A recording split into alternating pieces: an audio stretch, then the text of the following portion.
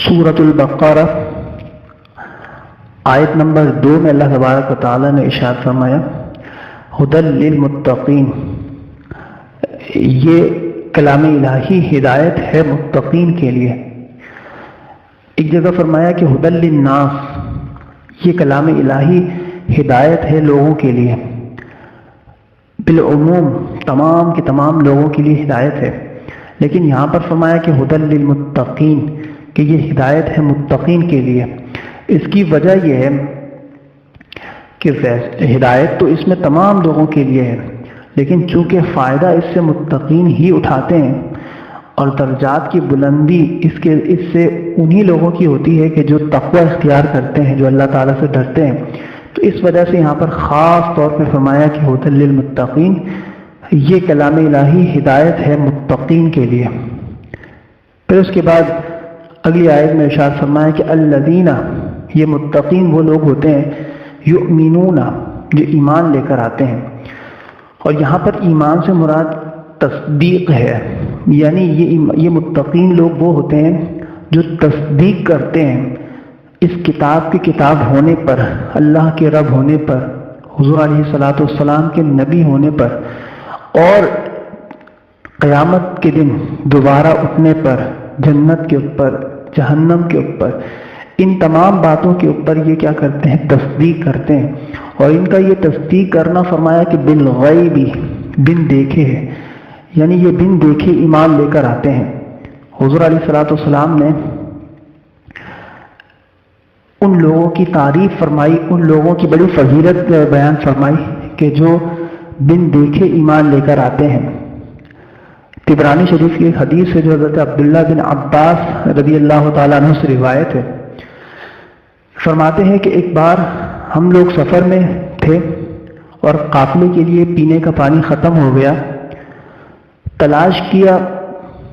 تو صرف ایک ہی برتن میں قدرے تھوڑا سا پانی جو ہے وہ نکلا،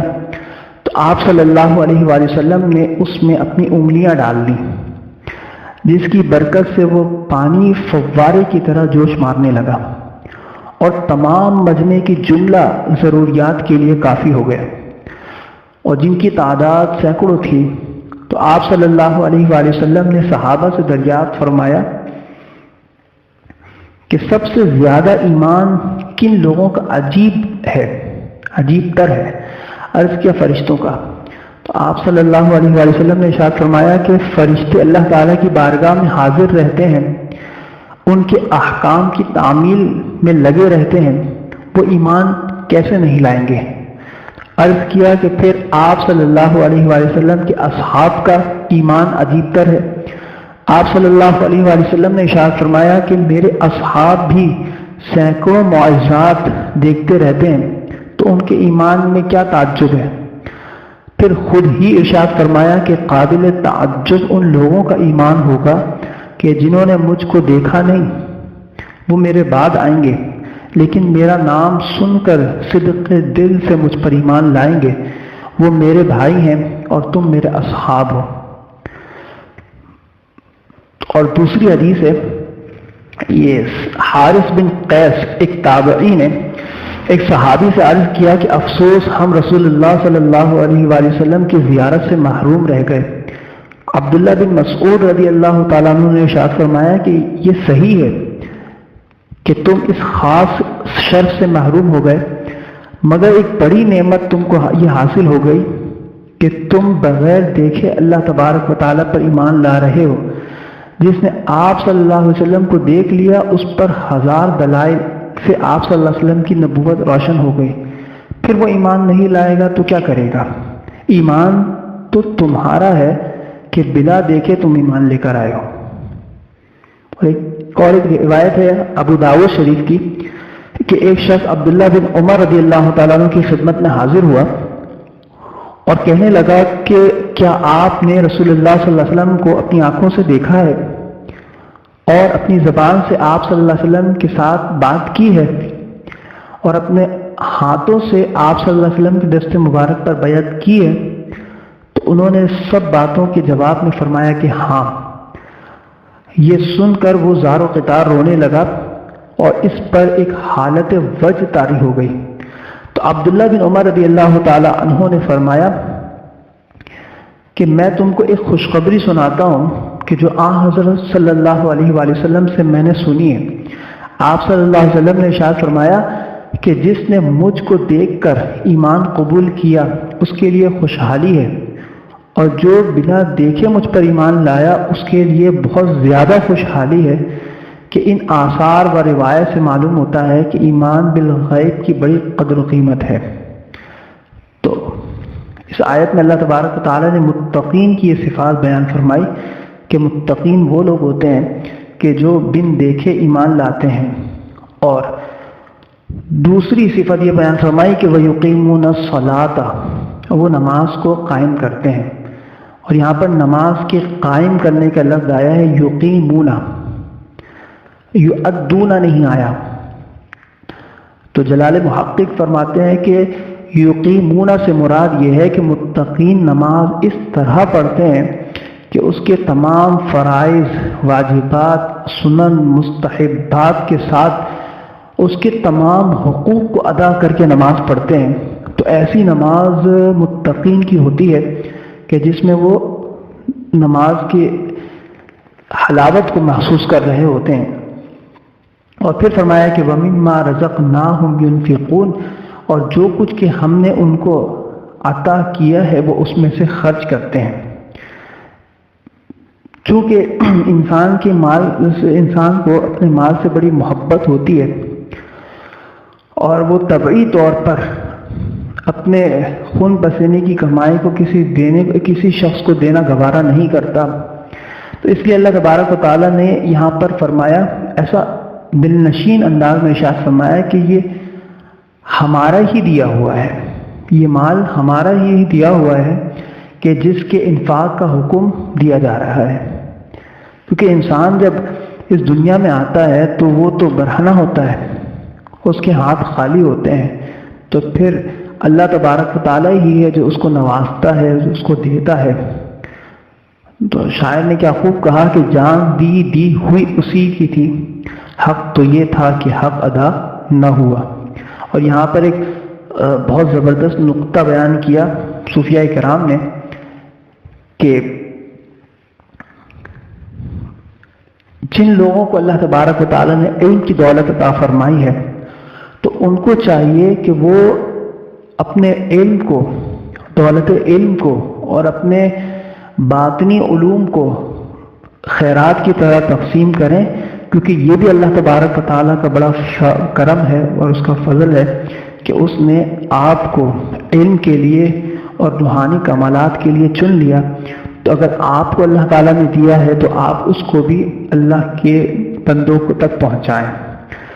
پھر اس کے بعد فرمایا کہ والذین یؤمنون بما انزل الیک، اور متقین وہ لوگ ہوتے ہیں جو ایمان لے کر آتے ہیں ان چیزوں پر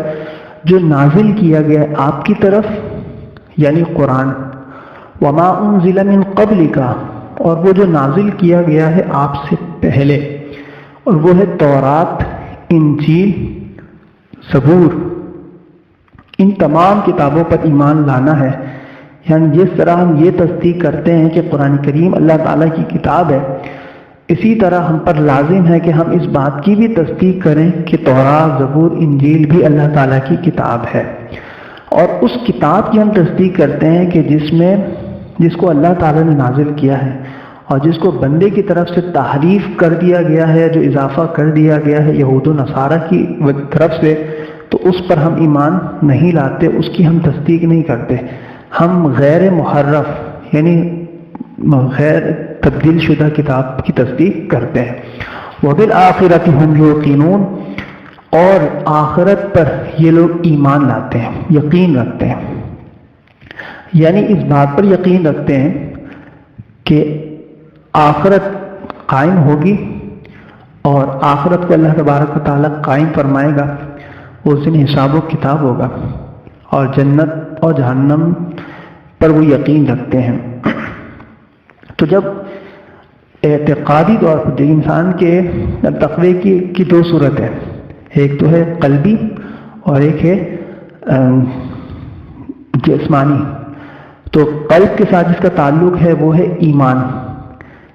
وہ اللہ تبارک و تعالیٰ پر، اللہ کے رسول پر، آسمانی کتابوں پر متقین وہ ہوتے ہیں کہ جو دل سے اعتقاداً ان تمام چیزوں کے پر ایمان بھی رکھتے ہیں اور اپنے تمام جسم کے ساتھ جو ہے وہ اس پر عمل بھی کر رہے ہوتے ہیں۔ تو اس کا صلہ یہ ہے کہ فرمایا کہ اولئک علی ھدی من ربہم، تو یہی وہ لوگ ہیں جن کی پچھلی آیتوں میں صفت بیان کی گئی ہے، یہی وہ لوگ ہیں کہ جو ہدایت پر ہیں اپنے رب کی طرف سے۔ ہدایت پر سے مراد یہاں پر علی کا لفظ آیا ہے، یعنی ہدایت پر۔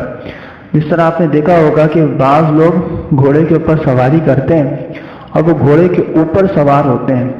تو جس طرح ان کو سواری پر مضبوط طریقے سے گرفت ہوتی ہے، تو اسی طرح یہ متقین وہ لوگ ہوتے ہیں کہ جو ہدایت کے اوپر گرفت رکھتے ہیں اور قائم ہوتے ہیں، اور یہ ہدایت بھی ان کے رب کی طرف سے ہوتی ہے۔ تو فرمایا کہ وَأُولَٰئِکَ هُمُ الْمُفْلِحُونَ، یہی متقین لوگ فلاح پانے والے ہیں۔ فلاح پانے سے مراد کیا ہے؟ فلاح پانے سے مراد یہ ہے کہ جنت پانے والے ہیں، یعنی کامیاب، ایسے کامیاب ہوں گے کہ کل بروز قیامت ان کو جنت میں داخل کیا جائے گا، اور کامیابی یہ ہے کہ جہنم کی آگ سے ان لوگوں کو بچا لیا جائے گا۔ تو سورۃ البقرہ کی ابتدائی آیات کے اندر اللہ تبارک و تعالیٰ نے متقین اور متقین کے اوصاف اور متقین کی خصوصیات کا ذکر فرمایا، اور جنت قیامت کے دن ان کے ساتھ کیا معاملہ ہوگا اس کا ذکر فرمایا۔ اللہ تبارک و تعالی ہم سب کو ان متقین کی صفوں میں شامل فرمائے، آمین۔